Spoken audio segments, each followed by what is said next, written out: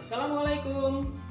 Bertemu kembali dengan Pak Jur dalam pembelajaran kita di kelas 5, tema 9, subtema 2, pembelajaran yang ketiga. Bagaimana kabar kalian? Semoga sehat dan tetap semangat. Ingat, selalu gunakan masker jika hendak keluar rumah, rajin mencuci tangan, hindari kerumunan. Semoga kita semua senantiasa dalam keadaan sehat. Baiklah, sebelum kita mulai pembelajaran hari ini, mari berdoa sesuai dengan agama dan kepercayaan masing-masing.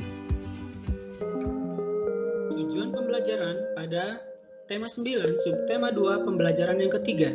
1. Dengan kegiatan mengamati gambar iklan televisi, siswa diharapkan dapat mengidentifikasi ciri bahasa iklan dengan tepat. Kedua, dengan kegiatan berlatih menjawab soal tentang iklan, siswa diharapkan dapat menulis ciri-ciri bahasa iklan dengan tepat. Ketiga, dengan kegiatan membaca tentang persatuan dan kesatuan, siswa diharapkan dapat menjelaskan makna persatuan dan kesatuan dengan tepat. Keempat, dengan kegiatan berdiskusi tentang contoh peristiwa sehari-hari yang mencerminkan persatuan dan kesatuan, siswa diharapkan dapat menuliskan dan mempresentasikan makna penting persatuan dan kesatuan dengan tepat. 5. Dengan kegiatan berlatih mengidentifikasi peristiwa dalam kehidupan sehari-hari yang mencerminkan sikap menjalin persatuan dan kesatuan, siswa diharapkan dapat mengidentifikasi peristiwa dalam kehidupan sehari-hari yang mencerminkan sikap menjalin persatuan dan kesatuan dengan tepat. 6. Dengan kegiatan membaca teks bacaan tentang kegiatan ekonomi, siswa diharapkan dapat menyebutkan bentuk usaha dalam kegiatan ekonomi masyarakat Indonesia dengan tepat. 7. Dengan kegiatan berlatih mengamati kegiatan ekonomi yang dilakukan masyarakat, siswa dapat mengidentifikasi dan menuliskan kegiatan ekonomi dan produk unggulan masyarakat di lingkungan sekitar dengan tepat. 8. Dengan kegiatan berdiskusi tentang pemanfaatan barang bekas, siswa diharapkan dapat mengidentifikasi kegiatan ekonomi dengan memanfaatkan barang bekas dengan benar. Sekarang silakan buka buku paket kalian. Pada pembelajaran yang ketiga disajikan sebuah gambar. Perhatikan, Dayu dan Lani duduk santai sambil berbincang di taman sekolah. Mereka berbincang tentang iklan favorit. Ketika Lani menanyakan iklan favorit, Dayu sontak menjawab, "Iklan makanan. Aku senang lagunya. Isi lagunya bagus." Lanjut Dayu. Lani pun bertanya, "Kamu mengetahui isi lagunya?" Jawab Lani, "Isinya tentang makanan sehat dan bergizi. Rasanya bisa nyaman di lidah di seluruh orang Indonesia." Jawab Dayu. "Kamu hebat, Dayu. Bisa hafal isi lagu iklan favoritmu." Puji Lani kepada Dayu. Singkat tentang iklan favorit Dayu. Kamu tentu juga bisa menyaksikan iklan melalui media televisi. Televisi merupakan media iklan elektronik yang paling efektif. Melalui televisi, kreativitas penyampaian para pembuat iklan akan lebih maksimal. Penuangan kreativitasnya pun bisa dalam berbagai bentuk. Kreasinya dapat berupa animasi 2 dimensi maupun 3 dimensi, testimoni dan lagu produk yang diiklankan. Kreativitas penyampaian iklan sangat menentukan menarik tidaknya sebuah iklan. Sekarang mari kita mengamati. Perhatikan contoh iklan televisi berikut. Perhatikan iklan dari segi bahasanya. Segar, nyatanya memang menyegarkan. Itulah bunyi kalimat iklan pada gambar. Kalimat dalam iklan tersebut bersifat singkat, padat, dan jelas. Bahasa iklan pada iklan minuman di atas juga menarik bagi halayak yang melihatnya untuk ikut menikmati kesegarannya. Orang yang melihat iklan minuman itu pun akan tersugesti dengan kesegarannya dan segera ingin menikmatinya. Contoh iklan selanjutnya adalah iklan mie instan. Kamu tentu pernah melihat iklan mie instan. Iklan yang kamu lihat itu terkadang ada lagunya. Bisa jadi yang melihat iklan tersebut ikut menyanyi jika lagunya menarik dan musiknya energik. Halayak pun tersugesti ingin menikmati sensasi rasa mie instan yang diiklankan. Contohnya pada gambar berikut. Bahasa iklan produk makanan yang sangat menarik akan mampu menggugah selera makan halayak. Setelah tergugah, halayak akan memuaskan rasa laparnya jika menikmati mie instan tersebut. Pengulangan kata hingga berkali-kali pada lagu dalam iklan sering terjadi. Pengulangan kata pada lagu menunjukkan adanya pilihan kata yang digunakan untuk menunjukkan sasaran iklan. Selain itu, pengulangan kata pada lagu dalam iklan juga menonjolkan informasi yang dipentingkan. Berdasarkan kedua contoh iklan televisi, di bawah ini dapat dipahami adanya beberapa ciri bahasa iklan elektronik yang mampu menarik perhatian halayak atau masyarakat umum. Beberapa ciri bahasa iklan yang dimaksud adalah sebagai berikut. 1. Pilihan kata yang digunakan menarik, tepat, logis, dan sopan. 2. Pilihan kata yang digunakan memiliki sugesti bagi halayak. 3. Pilihan kata yang digunakan menonjolkan informasi yang dipentingkan. Dan yang keempat, pilihan kata yang digunakan menunjukkan sasaran. Sekarang mari kita berlatih. Kamu telah mengetahui ciri-ciri bahasa iklan elektronik. Sekarang perhatikan iklan-iklan elektronik. Identifikasilah ciri-ciri bahasa yang mampu menarik perhatian halayak pada iklan tersebut. Tulislah secara detail hasil identifikasimu dan presentasikan hasil tugasmu di depan kelasmu atau di depan anggota keluargamu. Berikut adalah contoh alternatif jawaban salah satu iklan di televisi, misalnya Sosis So Nice. Ciri-ciri bahasa yang terkandung dalam iklan tersebut singkat, jelas, menarik perhatian, memiliki sugesti bagi halayak. Bahkan bisa ditambahkan bahwa pada iklan tersebut ditambahkan sebuah lagu yang cukup menarik. Nah, kemudian silahkan kamu lengkapi form ini dengan terlebih dahulu mengidentifikasi iklan-iklan yang ada di media elektronik. Dalam pembuatan iklan, sangat dibutuhkan adanya kerjasama antara jasa pembuat iklan dan pemilik produk yang diiklankan. Semua pihak terkait hendaknya dapat bekerja sama dengan baik untuk menghasilkan iklan yang bagus.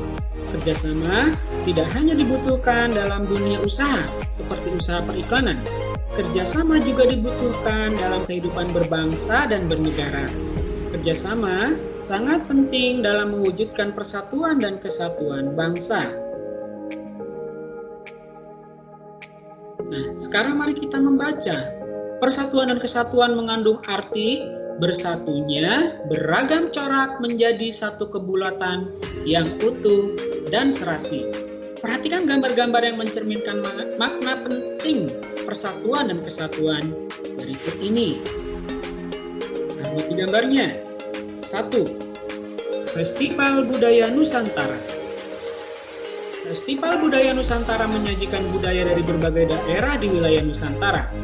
Coba kamu amati gambar kolase yang menyajikan berbagai pentas budaya daerah di bawah. Tampak indah bukan? Tentu lebih indah yang tampil bersama-sama bukan? Itulah makna pentingnya persatuan dan kesatuan dalam menjalin kebersamaan dan saling melengkapi antara satu sama lain. Kedua, toleransi dan hidup berdampingan dalam perbedaan. Perhatikan gambarnya. Masyarakat Indonesia dikenal kemajemukannya, salah satunya kemajemukan agama. Kemajemukan masyarakat Indonesia bukan penghalang untuk tetap menjaga persatuan dan kesatuan bangsa. Sebaliknya, kemajemukan yang ada justru menjadi modal yang kuat untuk memperkukuh persatuan dan kesatuan bangsa. Persatuan dan kesatuan bangsa akan tetap kukuh dengan adanya semangat menjalin rasa kemanusiaan. Tingginya sikap toleransi serta keharmonisan untuk hidup secara berdampingan dari segenap masyarakat Indonesia juga dapat mendukung persatuan dan kesatuan bangsa. Jadi, makna persatuan dan kesatuan tercermin pada sikap masyarakat yang senantiasa menjalin rasa kemanusiaan dan toleransi serta menjaga keharmonisan untuk hidup secara berdampingan. Ketiga, semangat kekeluargaan dan tolong-menolong. Perhatikan ilustrasi gambar di samping. Kalian rasa persahabatan, semangat kekeluargaan, dan tolong-menolong tercermin pada kegiatan gotong royong antar warga masyarakat. Dalam kegiatan gotong royong, semua perbedaan ditepiskan. Warga masyarakat saling bekerja sama dan bahu-membahu menyelesaikan pekerjaan untuk kepentingan bersama tanpa memandang perbedaan satu sama lain. Dengan gotong royong, pekerjaan seberat apapun terasa ringan dan pekerjaan cepat selesai. Itulah makna penting persatuan dan kesatuan yang tercermin dalam sikap menjalin rasa persahabatan, kekeluargaan, dan sikap saling tolong-menolong antar sesama dan bersikap nasionalisme. Nah, sekarang mari kalian berdiskusi. Kamu telah mengamati beberapa contoh peristiwa dalam kehidupan sehari-hari yang mencerminkan makna pentingnya persatuan dan kesatuan. Berdasarkan contoh tersebut dapat diambil kesimpulan beberapa makna penting persatuan dan kesatuan. Apa sajakah makna penting persatuan dan kesatuan bangsa? Diskusikan bersama teman atau anggota keluargamu dan tuliskan hasil diskusi itu pada kotak berikut. Presentasikan hasil diskusi kalian di depan kelas atau di depan anggota keluarga kalian. Berikut, berikan contoh alternatif jawabannya. Makna penting persatuan kesatuan bangsa Indonesia sebagai berikut. 1. Menjalin kebersamaan dan saling melengkapi satu sama lain. Kedua, menjalin rasa kemanusiaan dan sikap toleransi dalam hidup berdampingan antar sesama. Ketiga, menjalin rasa kekeluargaan, persahabatan, dan peduli untuk saling tolong-menolong serta sikap nasionalisme. Itu beberapa contoh alternatif jawabannya. Tentu saja kalian bisa membuat jawaban dengan lebih baik lagi. Sekarang mari kita berlatih. Menjalin persatuan dan kesatuan hendaknya kamu biasakan dalam kehidupan sehari-hari. Misalnya, dalam bentuk kegiatan gotong royong dan bekerja sama dalam menyelesaikan tugas kelompok. Masih banyak peristiwa dalam kehidupan sehari-hari yang biasa kamu alami atau kamu saksikan sebagai pencerminan sikap menjalin persatuan dan kesatuan.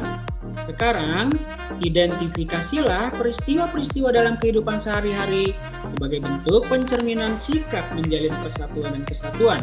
Tuliskan dalam kotak berikut. Berikut akan diberikan beberapa alternatif jawabannya. 1. Misalnya dalam kegiatan festival budaya. Kemudian kedua, misalnya dalam kegiatan gotong royong. Kemudian yang ketiga, dalam kegiatan peringatan Hari Besar Keagamaan. Keempat, dalam hal musyawarah. Tentu saja kalian bisa mencari jawaban peristiwa-peristiwa lain, kegiatan-kegiatan yang lain yang mencerminkan pentingnya persatuan dan kesatuan. Silakan kalian lengkapi kolom ini. Negara Indonesia kaya akan kebudayaan. Kamu telah memahami beragam kebudayaan Indonesia, mulai dari tarian daerah, nyanyian daerah, sampai rumah adat. Kekayaan budaya daerah Indonesia ini dikenal hingga ke luar negeri. Salah satu cara bangsa Indonesia mengenalkan kebudayaan daerah kepada dunia internasional, yaitu melalui pementasan beragam kebudayaan daerah di tempat-tempat pariwisata.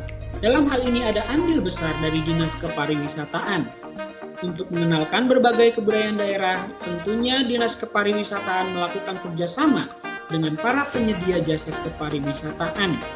Penyediaan jasa kepariwisataan ini termasuk usaha ekonomi, karena penyedia jasa kepariwisataan melakukan usahanya demi memenuhi kebutuhan hidupnya.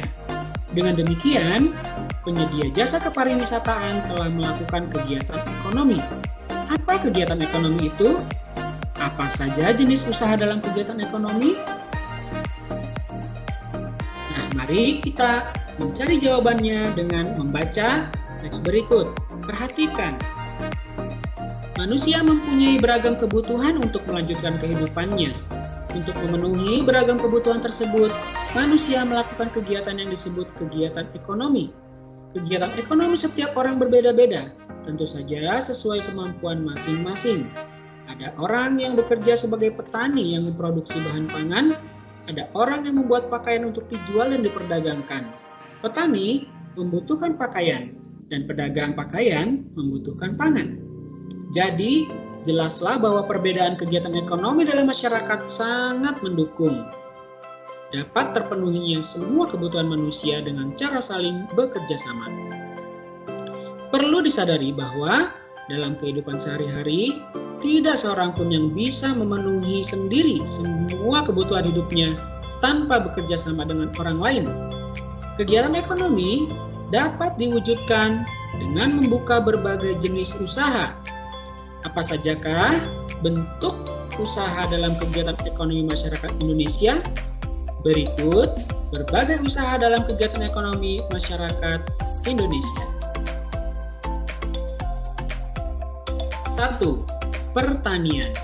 Usaha pertanian merupakan usaha yang paling banyak ditemukan dalam masyarakat Indonesia. Hal ini sesuai dengan keadaan alam Indonesia sebagai negara agraris. Hasil pertanian Indonesia antara lain padi, jagung, ubi, dan palawija. 2. Perkebunan. Perkebunan merupakan usaha pemanfaatan lahan dengan tanaman-tanaman keras. Perkebunan dapat dibedakan atas perkebunan rakyat dan perkebunan besar. Perkebunan rakyat adalah perkebunan yang dikelola oleh rakyat. Perkebunan besar biasanya dikelola oleh pemerintah atau perusahaan perkebunan. Hasil perkebunan besar biasanya ditujukan untuk ekspor sehingga dapat menghasilkan devisa bagi negara. Contoh hasil perkebunan antara lain karet, kelapa, kelapa sawit, dan tebu. 3. Peternakan. Peternakan adalah usaha memelihara binatang peliharaan yang diambil manfaatnya. Usaha peternakan dapat digolongkan menjadi 3, yaitu peternakan hewan besar berupa sapi, kerbau, kuda, atau yang lainnya. Kemudian hewan kecil seperti kambing, domba, kelinci, dan babi. Dan unggas, yaitu ada ayam, itik, entok, dan burung. 4. Perikanan. Usaha perikanan dalam hal ini adalah usaha perikanan darat, yaitu usaha memelihara ikan di perairan darat dengan cara membuat kolam. Perikanan darat meliputi perikanan air tawar dan perikanan air payau. Contoh hasil perikanan air tawar misalnya ikan gurame, nila, bawal, dan lele. Hasil perikanan air payau contohnya ikan bandeng. 5. Kehutanan. Usaha kehutanan dapat dilakukan dengan melakukan pencegahan terhadap penggundulan hutan dengan melakukan reboisasi atau peremajaan hutan. Contoh hasil usaha kehutanan antara lain kayu, rotan, damar, dan kemenyan. Usaha kehutanan juga penting untuk menjaga keseimbangan alam. Pepohonan yang tumbuh di hutan membantu peresapan air ke dalam tanah. Dengan demikian, dapat menghindari terjadinya banjir. Selain itu, hutan menjadi tempat hidup serta berkembangnya berbagai satwa. Oleh karena itu, hutan tidak boleh dirusak dan harus diremajakan. 6. Pertambangan. Pertambangan adalah usaha untuk mengolah atau memanfaatkan mineral demi kesejahteraan manusia. Mineral ini berada di dalam perut bumi. Untuk mendapatkannya, perlu dilakukan penggalian atau penambangan. Contoh hasil barang tambang antara lain emas, minyak bumi, dan batu bara. 7. Perindustrian. Industri atau kegiatan untuk mengubah bahan mentah menjadi bahan setengah jadi atau barang jadi. Bahan mentah berasal dari sumber daya alam. Industri dilakukan untuk meningkatkan mutu atau nilai suatu barang. Usaha industri dapat dilakukan oleh perorangan, kelompok, atau suatu perusahaan, baik pemerintah maupun swasta. Contoh hasil industri adalah benang menjadi pakaian, pengolahan ikan menjadi ikan kaleng, dan karet menjadi ban. 8. Perdagangan. Perdagangan adalah kegiatan yang bertujuan menyalurkan barang dan jasa dari produsen ke konsumen. Barang-barang yang diperdagangkan merupakan hasil-hasil pertanian, peternakan, perikanan, hutan, dan barang-barang hasil industri. Perdagangan yang dilakukan antar negara disebut ekspor-impor. Ekspor adalah usaha mengirim dan menjual barang ke luar negeri. Impor adalah usaha memasukkan dan membeli barang dari luar negeri. 9. Jasa. Usaha jasa adalah usaha menyediakan jasa bukan produk benda untuk mendapatkan keuntungan atau laba. Perhatikan gambar di atas. Pekerjaan menjadi pemandu wisata merupakan bagian dari usaha jasa. Usaha-usaha dalam bidang jasa antara lain usaha becak, ojek, angkutan umum, dan bidang pariwisata. Nah, sekarang mari kita berlatih. Banyak kegiatan ekonomi yang dilakukan masyarakat di lingkungan sekitar kita. Misalnya, jasa tata boga, jasa angkutan umum, jasa pangkas rambut, pembuat gula merah, dan usaha kepariwisataan. Sekarang, coba kamu lakukan pengamatan kegiatan ekonomi yang dilakukan masyarakat tempat tinggalmu. Identifikasilah kegiatan-kegiatan ekonomi yang menghasilkan produk unggulan dari masyarakat tempat tinggalmu. Berikut Bapak memberikan contoh alternatif jawabannya. Tentu saja kamu bisa menuliskan jawaban yang selain dari ini. Contohnya kegiatan di lingkungan tempat tinggal saya terdapat misalnya pengrajin tahu tempe. Apa produk unggulannya? Tentu saja berupa tahu dan tempe. Silakan kamu cari kegiatan-kegiatan masyarakat di lingkungan sekitar kalian yang berhubungan dengan kegiatan ekonomi. Dan sekarang mari kita berdiskusi. Banyak benda-benda bekas di sekitarmu yang dapat dimanfaatkan sebagai sumber penghasilan. Tentu saja dengan cara mendaur ulang. Misalnya, memanfaatkan gelas plastik bekas air mineral untuk bahan membuat bunga plastik. Selain itu dapat pula memanfaatkan kerang-kerang sebagai bahan membuat hiasan atau figura. Dan masih banyak lagi yang lainnya. Kesemuanya itu dapat dijual di tempat wisata sebagai souvenir. Pernahkah kamu menemukan kegiatan ekonomi dengan memanfaatkan benda-benda bekas? Diskusikan bersama dua orang temanmu atau dengan anggota keluargamu dengan menyebutkan benda bekas, cara pengolahan, dan cara penjualan hasil pengolahannya. Tuliskan hasil diskusimu pada kolom berikut.